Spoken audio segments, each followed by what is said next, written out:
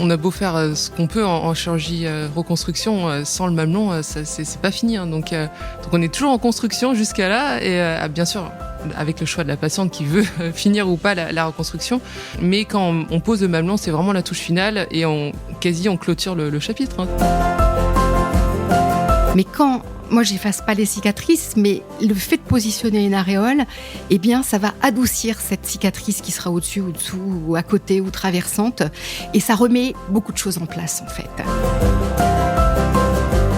C'est une étape très très attendue, hyper importante pour les femmes. Elles ont hâte de ce rendez-vous, elles l'attendent, parfois avec un petit peu d'anxiété, parce qu'on a tout entendu dire que le tatouage ça faisait mal, sauf que sur un sein reconstruit, eh bien on ne sent rien. Donc c'est un moment très plaisant pour les femmes.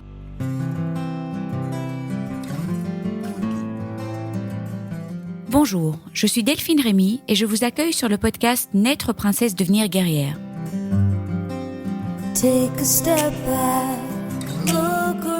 Le podcast qui parle de coups durs, de rebonds et de la maladie autrement. Vous entendrez ici des personnes inspirantes, des médecins, des experts, des philosophes qui, j'espère, vous feront du bien. Vous entendrez aussi des hommes et des femmes, comme vous, comme moi, des super princesses et des héros du quotidien qui gèrent et qui galèrent, comme vous, comme moi. Ils s'écroulent parfois et ils se relèvent. Certaines disent la cerise sur le gâteau. Aujourd'hui, on va parler de la reconstruction de la plaque aréolo-mamelonnaire, ou autrement dit, la reconstruction de l'aréole et du mamelon. Nous allons entendre Dr Kim de Frémicourt, chirurgienne plasticienne de l'Institut du Sein Paris Restitute, et Laurence Malzard, fondatrice de Dermaréole, tatoueuse professionnelle. Dernière étape pour celles qui le veulent, cette reconstruction comme point final de tout le processus de reconstruction mammaire quand il y a bien sûr un volume. J'ai d'abord donné la parole à Kim qui nous a expliqué toutes les techniques chirurgicales de reconstruction de l'aréole et du mamelon. Il y en a 3 pour être exact. Elle nous explique tout, les avantages, les inconvénients, les candidates idéales pour chaque type de reconstruction. Nous avons également parlé du Fix Nip qui est une belle innovation dans la reconstruction de la plaque aréolo-mamelonnaire. C'est pas évident à prononcer, je vais dire PAM. C'est un implant unique qui a la forme d'un téton et qui se place en 15 minutes en consultation. Kim explique qui sont les bonnes candidates pour cet implant. J'ai ensuite tendu mon micro à Laurence qui nous explique son métier de tatoueuse, les formations qu'elle a suivies aux US, car c'est plus complexe que du tatouage sur une peau bien vascularisée. La peau du sein a souvent été irradiée, il peut y avoir des greffes. Bref, il faut bien maîtriser la qualité de la peau et toutes les encres, c'est hyper délicat. Elle peut soit procéder à un tatouage en trompe-l'œil, donc à un volume visuel mais un fini plat, ou elle peut aussi tatouer la reconstruction du volume. Donc c'est du sur-mesure en fonction de ce que la patiente souhaite. C'est vraiment du sur-mesure car nous avons toutes des aréoles et des couleurs d'aréoles différentes. Un épisode très informatif qui clôture la reconstruction, le processus de reconstruction mammaire, mais qui clôture pas encore toute la série des podcasts sur la reconstruction mammaire. Il y en aura encore 2 après.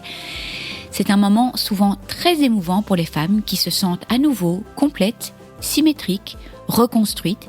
Certaines femmes s'arrêtent avant et c'est très bien aussi. Il n'y a pas de règles. On fait tout ça pour soi avant tout. Je vous souhaite une excellente écoute. Ce podcast vous est rendu possible grâce au généreux soutien de GC Aesthetics qui accompagne les femmes depuis plus de 40 ans dans leur chirurgie mammaire en fournissant aux chirurgiens les produits et solutions qui servent notamment à les reconstruire. Bonjour Laurence. Bonjour. Bonjour Kim. Bonjour. Merci 1000 fois d'avoir accepté de témoigner pour cette série de podcasts sur la reconstruction mammaire et la non-reconstruction aussi, ou reconstruction à plat. Alors je vais d'abord vous demander de vous présenter comme vous voulez. Très bien. Voilà, les mots qui viennent du cœur. Donc je m'appelle Laurence, je suis tatoueuse d'aréole mammaire en trompe-l'œil après un cancer du sein, après une reconstruction mammaire. Donc j'aide les femmes à terminer la dernière étape de leur reconstruction. Et moi, je m'appelle Kim de Frémicourt, chirurgien plasticien à l'Institut du Sein Paris. Je m'occupe de toutes les reconstructions, allant des lambeaux, prothèses, lipofilling. La totale. La totale, exactement. Alors, est-ce qu'on arrive à prononcer ça, la plaque aréolo Mamelonnaire. Mamelonnaire, ouais. Ou Je pense qu'on va... on peut dire la PAM pour raccourcir. La PAM. Si on disait la PAM. Voilà, c'est son petit nom. Mamelon et aréole. Alors, on va d'abord, je vais te poser la question à toi, Kim. Est-ce que tu peux expliquer en quoi consiste la reconstruction du mamelon et de l'aréole après une mastectomie due à un cancer du sein, bien sûr? Alors, je pense qu'il faut faire juste quelques rappels, parce qu'on voit en consultation qu'il y a quelques confusions. L'aréole, c'est le rond qu'il y a autour, et le mamelon, c'est la projection qu'il y a au milieu. Donc voilà, c'est deux choses différentes qui se reconstruisent différemment aussi. Après, sur l'importance de tout cela, c'est vraiment, comme tu disais, Delphine, la cerise sur le gâteau, c'est vraiment la touche finale, et ça se fait après toutes les étapes de reconstruction. On peut pas faire ça en plein milieu. On fait ça une fois qu'on a la forme du sein définitive, et ensuite, là, on va couronner le tout par le mamelon et l'aréole. Alors, il y a des patientes qui ne le font pas, oui. qui décident de faire un tatouage, et on en parlera. Est-ce que tu peux peut-être, avant de commencer à rentrer dans les détails de toutes les chirurgies, nous dire dans quel cas est-ce qu'on peut conserver le mamelon et le téton ? Alors, il y a deux types de cas. Il y a ce qu'on appelle mastectomie prophylactique, donc ça se fait en préventif. Donc, dans la plupart des cas, on garde bien sûr l'aréole et le mamelon. On peut passer soit en direct, c'est-à-dire faire une mastectomie totale immédiate, sans préparation, ou on a besoin de faire une réduction mammaire avant. Mais bon, voilà, on rentre un peu dans les subtilités. Deuxième cas, c'est quand on a un cancer en place. Et là, ça dépend du type de cancer et aussi de la localisation du cancer. S'il est trop proche de l'aréole et du mamelon, on pourra malheureusement pas le conserver. C'est trop dangereux. Ok. Kim, est-ce que tu peux expliquer les différentes techniques chirurgicales pour reconstruire un mamelon ? Alors moi, je t'avoue que j'ai eu beaucoup d'opérations, mais je suis un peu perdue parce qu'il y a des gens qui font un flap, il y en a qui prennent ici de la peau de laine. Donc, est-ce que tu peux expliquer de manière structurée toutes les techniques et quand c'est applicable ou pas applicable ? Et voilà, évidemment, après, on a une question aussi sur le fix nip. Donc voilà, est-ce que tu peux nous expliquer tout ça ? Ok, pas de souci. Alors, comme on a dit aussi, il y a deux entités différentes, le mamelon et l'aréole. Donc, on va d'abord se concentrer sur le mamelon. La technique la plus utilisée, c'est le flap ou ce qu'on appelle le lambeau local. On va venir soulever de la peau directement sur le sein et on va la plicaturer, la plier pour faire un petit volume, créer un petit volume à ce niveau-là. Mais donc, si on explique, c'est comme si on pinçait la peau en incisant et on suture tourne, un petit peu. Voilà, exactement. On fait un petit monticule de peau qu'on suture ensemble, qui va cicatriser, qui va faire une petite protubérance. Il faut savoir que ce type de reconstruction ne permet pas d'avoir un grand volume de projection. Ça va faire un petit volume quand même, la patiente va voir en surface, mais voilà, c'est pas aussi satisfaisant que d'autres techniques dont on va parler plus tard. Donc en termes de lambeau local, il y en a deux principaux, ça s'appelle le lambeau trifolié ou le lambeau de Little. Après, c'est vraiment chaque chirurgien qui va décider selon son habitude. En termes d'indication, il faut avoir quand même une peau de bonne qualité. Si on a une peau qui est toute fine, irradiée, et qu'on sait qu'on va avoir des soucis de cicatrisation ou que la peau est toute tendue, on sait que ça va mal se passer, on va pas proposer ce genre de reconstruction. Le flap, tu dis, flap, exactement. Oui, c'est ça. Il faut avoir un peu de laxité ou une peau de bonne qualité. Ok. Voilà, assez épaisse aussi. Ok. Parce que imaginez, si on soulève la peau, il y a la prothèse juste en dessous, c'est pas bon. Voilà. Et si on a une reconstruction autologue en dessous, alors ça, c'est peut-être plus simple. Exactement. Si on a une reconstruction par lambeau, donc un tissu vivant, on n'a pas de risque d'infection ou d'exposition de matériel. Donc là, on peut se permettre de prendre un peu plus profond et d'avoir une reconstruction plus harmonieuse. Ok. Quels sont les autres ? Donc ça, c'est le flap. Le flap. Voilà, okay. Le lambeau local. Voilà. Exactement. Okay. L'autre type de reconstruction, c'est la greffe de mamelon contralatéral, c'est-à-dire qu'on va prendre la moitié du mamelon d'un côté, du côté sein, voilà, et on va le greffer et le réimplanter du côté à reconstruire. Honnêtement, moi, je trouve que c'est la plus belle des reconstructions parce que ça permet d'avoir deux mamelons de même projection et de même couleur. Et ensuite, bien sûr, Laurence ou quelqu'un d'autre va faire le tatouage autour et ça donne vraiment le meilleur des résultats à mon sens. Mais alors, on perd la sensibilité de l'autre côté. On perd partiellement. La moitié. La moitié. La moitié, mais elle est de l'autre côté. Mais la partie qui reste, on sent quand même. C'est pas totalement anesthésié non plus. Ok, donc c'est pas comme si, parce qu'on peut entendre ça, si on touche à l'autre mamelon, je vais perdre au mamelon sein, je vais perdre la sensibilité du mamelon sein. Non, pas en totalité. Okay. Non. Et dans la plupart des cas, il n'y a pas du tout de perte de sensibilité sur le côté sein. Mais par contre, il faut avoir déjà un mamelon d'une certaine taille. Exactement, c'est ça. Ah, donc, il faut toujours qu'on examine la patiente, voir quelle est la projection du mamelon qui reste. S'il a un gros mamelon, là, on va plutôt prendre la moitié. Par contre, s'il a un mamelon invaginé, là, on va pas le prendre. C'est-à-dire qu'un mamelon qui rentre dedans, ça, voilà, c'est pas du tout le but. Ou un tout petit mamelon, il faut peser le pour et le contre. Ok. Voilà. Là, on parle du mamelon, mais il n'y a pas de reconstruction de l'aréole. Oui, c'est ça exactement. Là, on a juste créé le volume du mamelon au milieu. D'accord. Et ensuite, pour créer l'aréole autour, c'est-à-dire le rond autour, il y a plusieurs techniques aussi. Il y a la greffe de peau, justement, on va le prendre au niveau du pli de laine et on va le greffer autour du mamelon. Donc ça permet de donner une sorte d'unité à ce niveau-là et de coloration. Mais voilà, ça fait une cicatrice quand même au niveau du pli de laine et une greffe de peau qui, au final, si le tatouage est bien fait, ça change pas grand-chose.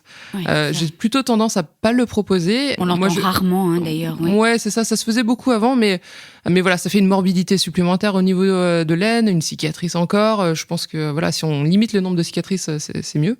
Mm-hmm. Et surtout, le tatouage va camoufler tout ça, quoi. Enfin, donc on n'a pas besoin vraiment de greffe de peau, quoi.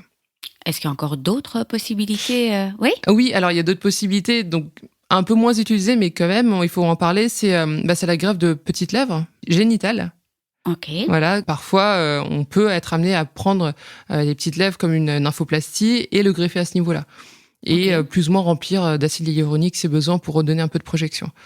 Bah alors là, donc profite d'une nymphoplastie en plus. C'est ça. Mais donc tu dois prendre des deux côtés tu formes. Exactement, on prend comme une nymphoplastie. Mais il faut qu'il y ait une vraie demande esthétique aussi à ce niveau-là. On va pas prendre comme ça en priorité, loin de là justement. Et ça se greffe facilement. Exactement. Donc tu fais Ouais, alors pour que ça prenne, c'est quand même une sorte de semis. C'est qu'on va enlever la peau en superficielle au niveau de la zone à greffer. Et puis on va juste placer les petites lèvres ou la greffe à ce niveau-là et ça va prendre un peu comme imbibition. Voilà. C'est assez magique. J'avais jamais entendu, c'est incroyable quoi. Ouais. C'est dingue. Ouais. On m'a pas proposé ça. Je peux te le proposer. On m'a pas proposé ça. Alors. Donc là, quelque part, ça fait en fait 3 types de reconstruction, en fait. C'est ça. Ouais, c'est ça, ouais. Oui. Kim, est-ce que tu peux nous parler du fix nip ? Alors le fix nip, c'est une prothèse en silicone qu'on va pouvoir glisser sous la peau et qui a ce relief de mamelon. Donc ça permet vraiment de créer un relief sans autre type de chirurgie. Ça peut se faire sous anesthésie locale. Donc c'est assez simple à placer. Et est-ce que tout le monde peut avoir un fix nip ?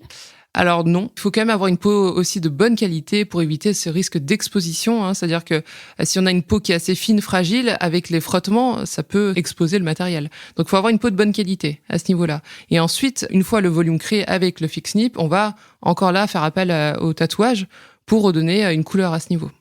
Mais donc le fix nip, il y a quand même un petit mamelon, mais il y a l'aréole aussi. Il y a l'aréole, mais c'est placé sous la peau, donc en fait c'est de la même couleur. Oui, mais juste le on relief. sent quand même un petit on sent le relief. relief. Exactement. Combien de temps dure l'intervention ? 15 minutes. Même pas. Ouais, franchement, c'est très simple sous anesthésie locale. Et après, pour les autres types de reconstruction aussi, dont on a parlé, tout peut se faire sous anesthésie locale. C'est pas des grosses chirurgies qu'on fait au bloc opératoire. Ça peut se faire au cabinet. Mais j'imagine que tu les fais peut-être au moment de la dernière chirurgie alors pas spécialement. Alors pas T'as spécialement. peut-être envie d'attendre de voir comment les prothèses s'installent. Exactement. À chaque étape, je pense que là tu t'es bien placé pour le savoir. À chaque étape de reconstruction, il y a le résultat post-opératoire immédiat et ensuite on attend au moins 2-3 mois pour avoir un résultat à peu près définitif. Ouais. Et à ce moment, en consultation, sous anesthésie locale, on va pouvoir là reconstruire le mamelon. Ok. Bon, on va parler du tatouage 3D, mais peut-être avant, en fait, qu'est-ce que tu entends en consultation par rapport à des femmes qui veulent avoir quand même un petit volume ? On parle beaucoup du tatouage 3D, mais moi, je voulais absolument avoir un petit volume. Donc, est-ce que c'est souvent une demande ou pas spécialement ? Ah oui, c'est une demande, ça c'est sûr. Ce qui est important, c'est quand les patientes se mettent en t-shirt ou en maillot de bain. Le petit t-shirt blanc, oui. Voilà, c'est ça. Il faut que ça soit symétrique. Donc effectivement, le volume, c'est quand même important. Très important à ce niveau-là. Et ça permet vraiment d'habiller toute la reconstruction. Souvent, les patientes, elles disent, voilà, je vais m'arrêter là. Je vais pas faire la reconstruction du mamelon et de l'aréole. Ça sert à rien. Je peux m'habiller. Mais c'est dommage quand même de pas pousser un tout petit peu plus parce que c'est pas une vraie chirurgie, ça dure 15 minutes, c'est vraiment pas grand-chose. Il y a peut-être une mésinformation en fait autour de je pense que oui, ça c'est certain. Et je leur dis voilà, dès qu'on va mettre le mamelon, ça va habiller le sang, ça va aussi gommer visuellement les cicatrices, parce que déjà l'œil, Laurence, tu le sais, à chaque fois que tu m'envoies des avant-après, on voit la grosse balafre de mastectomie ou du lambeau et bam, tu vas mettre le mamelon et l'aréole et puis là c'est un sang magnifique. Donc c'est quand même et le regard est attiré le évidemment. regard va être focalisé sur le mamelon et puis on va oublier le reste autour au final. Donc c'est très important et il faut en parler, je pense. Voilà. Alors, il y a des femmes qui en ont marre et qui décident de ne rien faire. Hein. Oui, bien sûr. Ça, oui. C'est leur choix, mais il faut les informer de ça avant. Okay. Qu'elles aient le choix. C'est le plus important. À toi, Laurence.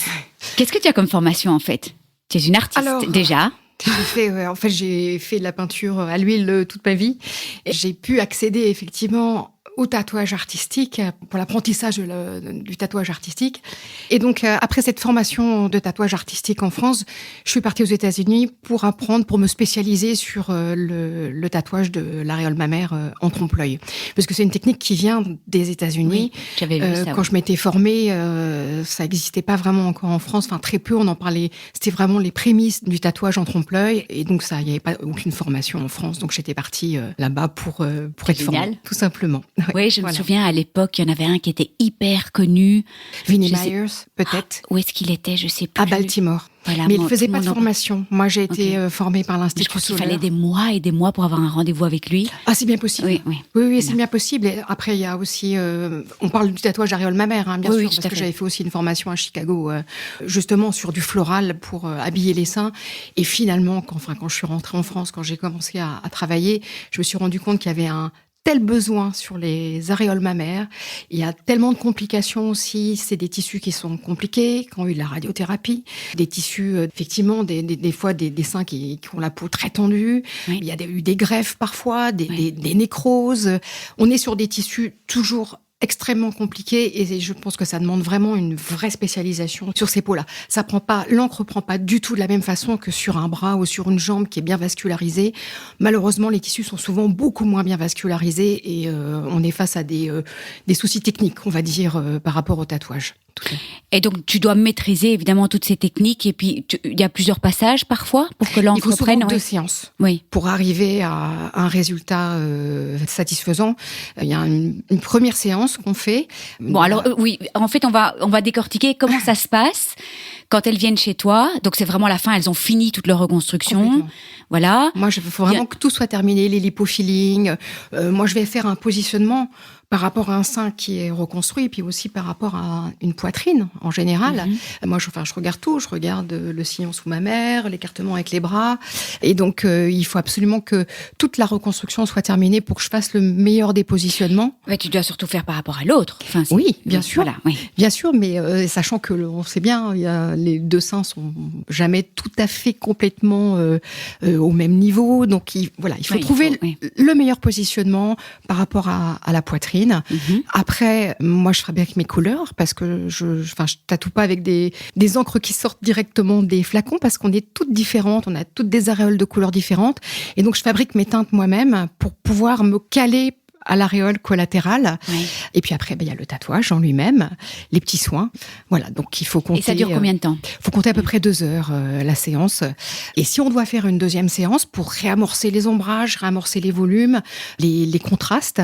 Oui, parce qu'il y a quand même... C'est un vrai trompe-l'œil, parce qu'il y a quand même... Comment est-ce qu'on appelle les petits... Le mamelon ? Non, mais les tubercules. Les tubercules. Les tubercules, voilà. En fait, c'est un relief visuel. Donc c'est un trompe-l'œil, c'est pas du tout... moi, j'offre pas de 3D, il y a que les chirurgiens qui peuvent offrir un 3D. On parle souvent de tatouage 3D et ça, il faut bannir le mot. Je trouve que c'est pas le reflet de la réalité. Un trompe-l'œil. C'est un trompe-l'œil. Oui. En fait, ça vient des Américains 3D et les Américains, ils ont pas toutes les nuances de langage qu'on a en France et il faut parler plutôt de trompe-l'œil. C'est un relief plat, donc quand on passe la main dessus, c'est plat. Quand la patiente se tourne sur le côté, son volume sera plat. Il y a uniquement devant son miroir, à 1 mètre de distance, qu'elle pourra avoir cet effet trompe-l'œil.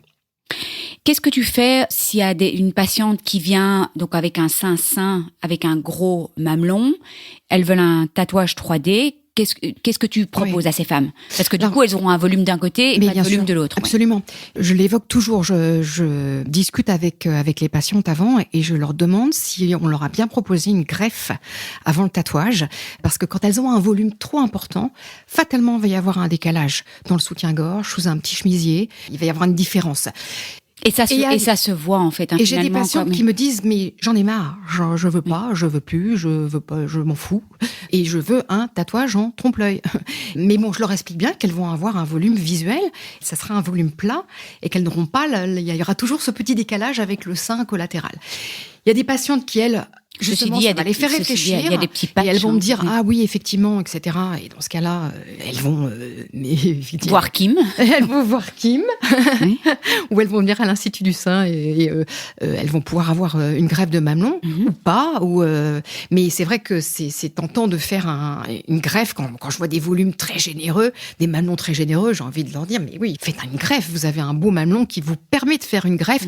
Et comme Kim le disait tout à l'heure, les plus belles greffes que je vois, c'est les greffes qui sont prises dans le sein collatéral.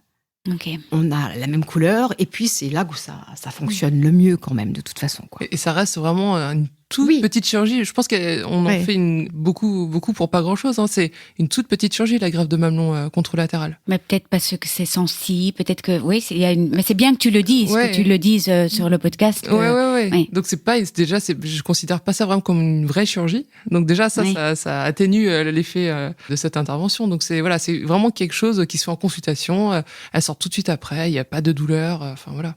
Ouais.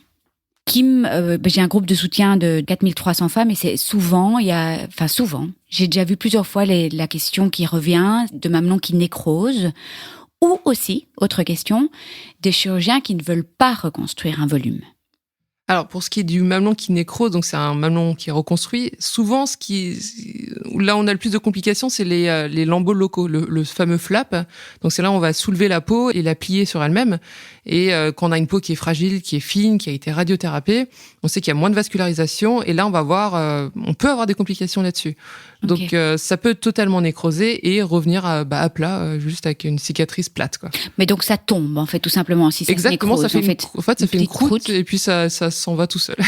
Et donc on sait qu'on va pas recommencer ce type de reconstruction-là. Non, du coup on sait que c'est pas possible. Hein. Et là pour le coup, pourquoi pas une greffe de mamelon contralatéral, une greffe de petites lèvres, voilà, autre chose, quoi. Ok. J'ai aussi entendu la question de la nécrose du téton et de la cigarette, en fait. Qu'est-ce que toi, tu conseilles ? Alors, en général, en chirurgie, on n'aime pas ça, la cigarette. C'est la nicotine qui est dedans, qui va empêcher une bonne cicatrisation et favoriser une infection, au final. Donc, vraiment, pour maximiser le résultat et diminuer le risque, on va demander à la patiente d'arrêter de fumer au moins 1 mois avant la chirurgie et 1 mois après. Et ça, c'est valable pour tout type de chirurgie. Okay. Donc, toutes les reconstructions mammaires, on demande toujours de... Exactement. Ok.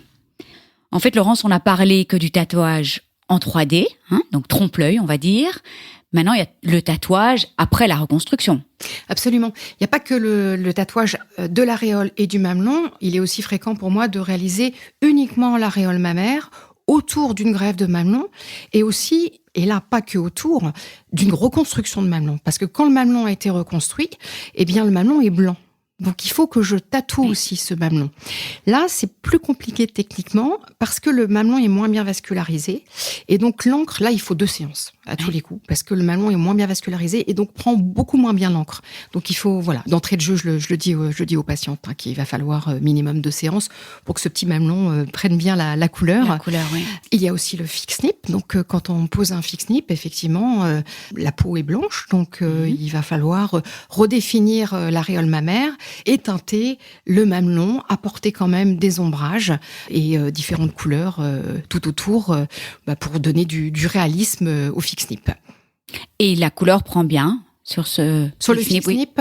Oui, plutôt bien. Toujours un petit peu moins au niveau du mamelon. La peau est plus tendue. Oui. C'est vrai que l'aiguille rebondit un peu plus parce que le mamelon est assez ferme, mais ça se passe bien. Ça se passe bien sur fix nip. J'ai des bons résultats. Alors, j'ai une petite question parce que j'entends aussi que certaines patientes, après une reconstruction du mamelon, perdent un peu de projection avec le temps. Est-ce qu'il y a moyen d'avoir une reprise ? Donc, est-ce que c'est... Enfin, oui, c'est vrai, j'imagine, si elles le disent, mais est-ce qu'il y a moyen d'avoir une reprise ou qu'est-ce qui se passe ? Oui. Alors, là, on va perdre de la projection, c'est sur les lambeaux locaux, le flap. Okay. Sur la greffe de mamelon, on n'a pas cette perte de projection. Et quand on fait un lambeau local, on prévient la patiente qu'au début, ça sera bien projeté, elle va être très contente, mais ensuite, au cours des mois, années, on va voir que ça va continuer à descendre de plus en plus. Et dans ce cas-là, soit on peut faire une petite injection d'acide hyaluronique, ou on peut refaire aussi un lambeau local. Ah, ok. Ouais, voilà, on peut en refaire un. Mais voilà. Et l'hypofilling aussi, parce que finalement l'acide hyaluronique ça coûte cher, il faut le refaire chaque année, mais on peut prendre un petit peu au niveau des fesses. Ça c'est permanent, on va dire. Oui, c'est permanent. Oui. On souvent on teste d'abord avec de l'acide hyaluronique pour voir si cette projection va marcher, parce que parfois on peut rien pousser sous le mamelon et ça va pas se voir. Mais si on voit qu'il y a une bonne projection Grâce à l'acide hyaluronique, là, on va pouvoir proposer après de l'injection de graisse et là, c'est définitif. Ok. Kim, est-ce que tu peux nous dire quelques mots par rapport aux soins, par rapport à ces petites interventions ? C'est comme je disais tout à l'heure, hein, c'est pas une vraie intervention avec des vraies suites post-opératoires. On n'a pas besoin d'arrêt de travail. La patiente vient en consultation, fait son mamelon, elle repart tout de suite après et puis elle retourne dans sa vie quotidienne sans souci. La seule chose, c'est qu'il faut pas se baigner dans la mer ou piscine pour éviter le risque d'infection jusqu'à cicatrisation et ça, c'est 15 jours, 3 semaines. Okay. Pareil, pas de sport extrême qui va appuyer ou frotter sur le mamelon, mais le quotidien est tout à fait possible. Ok. J'aimerais bien parler de l'aspect plus psychique. Est-ce que vous avez des exemples de situations où avec des patientes où elles se sont dit waouh, ça c'est vraiment la fin. Comment est-ce que ça affecte leur féminité et leur perception d'elles-mêmes ? C'est une étape très très attendue. Hyper importante pour les femmes, elles ont hâte de ce rendez-vous, elles l'attendent, parfois avec un petit peu d'anxiété parce qu'on a tout entendu dire que le tatouage ça faisait mal, sauf que sur un sein reconstruit, eh bien on ne sent rien. Donc c'est un moment très plaisant pour les femmes. Et un moment doudou, j'imagine, tu leur parles. Ah oui, je les coucoune. Ouais. Et elles sont... c'est compliqué pour la plupart de se voir. Après une reconstruction mammaire, en fait, on a un volume, mais on n'a pas l'aréole. Et depuis qu'on est petite fille, on a toujours eu une aréole mammaire. Même les hommes ont des aréoles mammaires. Et donc, le cerveau, je crois, il ne voit pas un sein tant que l'aréole mammaire n'a pas été reposée sur ce sein. Et donc, ça change tout, en fait, quand elle se revoit. Et Kim le disait justement tout à l'heure, une cicatrice traversante, on ne voit qu'elle quand il n'y a pas l'aréole.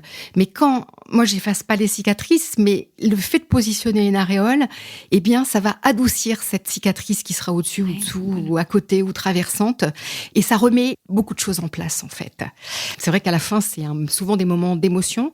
Parfois, elles réalisent pas toujours non plus, parce qu'elles se sont finalement habituées à ces seins vierges, aveugles, comme elles me disent. Muets, moi j'ai déjà entendu. Oui, c'est un sein je l'ai muet. entendu également. Mais elles repartent, avec le sourire jusqu'aux oreilles. Et souvent, j'ai des petits mots qui arrivent après dans la boîte mail quand elles réalisent, quand elles sont chez elles. Et là, le petit message qui me fait, je crois, le plus plaisir, c'est quand elles me disent « Mon mari a été bluffé ». Alors là, je suis ravie. Oui, c'est vraiment le point final. Oui, oui. Très important. Très attendu. Et toi aussi, Kim, tu as ces réactions-là ? Oui, c'est tout à fait ça. On a beau faire ce qu'on peut en chirurgie reconstruction, sans le mamelon, c'est pas fini. Donc on est toujours en construction jusqu'à là, et bien sûr, avec le choix de la patiente qui veut finir ou pas la reconstruction. Mais quand on pose le mamelon, c'est vraiment la touche finale, et on clôture le chapitre. On passe à autre chose. Et quand la patiente aussi se voit nue, debout, sortant de la douche, et qu'elle voit son mamelon, ses deux mamelons, là, ça change tout, parce qu'avant, elle se cache, elle regarde pas, elle fuit les miroirs, et là, elle va marcher droite, puis elle va se regarder, et ça va être cool. Ouais. Bon, la question piège pour clôturer ce podcast. Je sais pas qui a envie de commencer. Comment est-ce que vous avez envie de clôturer ce podcast et peut-être de rassurer aussi des femmes qui parfois n'ont pas envie d'aller jusque-là, elles ont peur. Qu'est-ce que vous avez envie de dire toutes les deux ? C'est déjà de prendre toutes les informations sur ça, et finalement on va réaliser que c'est pas grand-chose comme acte chirurgical, et ça vaut vraiment le coup de pousser jusqu'à là, parce que ça en vaut la chandelle. Ça permet vraiment de changer toute la vision qu'on a de la reconstruction, de ses seins et de soi-même, donc je trouve que c'est important, et c'est important. Oui, tant que le volume a été reconstruit, que l'aréole n'est pas posée, il y a un manque, et les patientes l'expriment très bien, et c'est vrai que parfois elles ont du mal à passer encore. Enfin, c'est beaucoup d'étapes, mais une fois qu'elles ont pris cette décision d'aller jusqu'au bout, elles sont vraiment, elles sont ravies, quoi. Elles ne regrettent pas d'être allées jusqu'à cette dernière étape qui leur permet vraiment enfin de se regarder devant le miroir, de retrouver leur féminité. C'est la dernière étape, c'est la cerise sur le gâteau, comme on le disait tout à l'heure, mais c'est très important. Donc en fait, on a parlé d'aréole, de tatouage d'aréole et de mamelon, mais il y a aussi tous les tatouages artistiques. On vient d'enregistrer un podcast sur la reconstruction à plat avec Caroline, qui a fait un magnifique tatouage artistique. Ça aussi, c'est une forme de cerise sur le gâteau aussi, terminer la reconstruction avec une fleur, avec... Absolument, surtout sur une reconstruction à plat, où là, effectivement, moi, ça n'a aucun sens de placer une aréole mammaire sur une reconstruction à plat, c'est pas possible, quoi. Il me faut un volume, quand même. Je suis dépendante je pense, des chirurgiens. Et le plus important, tatouage artistique ou mamelon, tout ça, le plus important, je pense, c'est de s'approprier, de choisir ce qu'on veut mettre dessus. Oui, absolument. Voilà. Belle conclusion. Merci Kim, merci Laurence et j'en profite pour dire que notre généreux sponsor est avec nous dans ce petit studio, donc GC Aesthetics. Merci en tout cas, de tout cœur. Merci beaucoup. On peut faire le petit jeu. On doit chacun dire Pam, vas-y. Pam, la plaque aréolo-malmonaire. Oh, non, c'est un peu fourché à la fin quand même. On commence. Et la chirurgienne. Vas-y Laurence. La plaque aréolo-mamelonnaire. La plaque aréolo-mamelonnaire. Vas-y, et à toi Delphine. Attends, la plaque aréolo-mamelonnaire. Oh, wow. Bravo. Merci. Je vous remercie de tout cœur de nous avoir écoutés. N'oubliez pas de vous abonner si vous désirez recevoir les notifications des prochains épisodes. Et puis si vous avez apprécié cet épisode, ça me ferait vraiment très plaisir que vous me laissiez une bonne note, 5 étoiles, comme à l'école, et peut-être même un commentaire ou un partage sur les réseaux sociaux, parce que c'est grâce à vos commentaires, à vos étoiles, vos partages, que le podcast pourra aider plus de monde encore, et c'est tout ce que je souhaite. Donner ou redonner espoir, ce serait les coups tous ensemble, partager nos joies, nos peines et célébrer toutes nos petites victoires. Si vous aussi vous désirez partager votre histoire, n'hésitez pas à m'envoyer une petite vidéo témoignage de 5 à 10 minutes avec les thématiques que vous souhaitez aborder. Tout est expliqué sur le site internet cancerjegère.blog. Je vous embrasse tous très fort. Prenez bien soin de vous et je me réjouis de vous retrouver la semaine prochaine.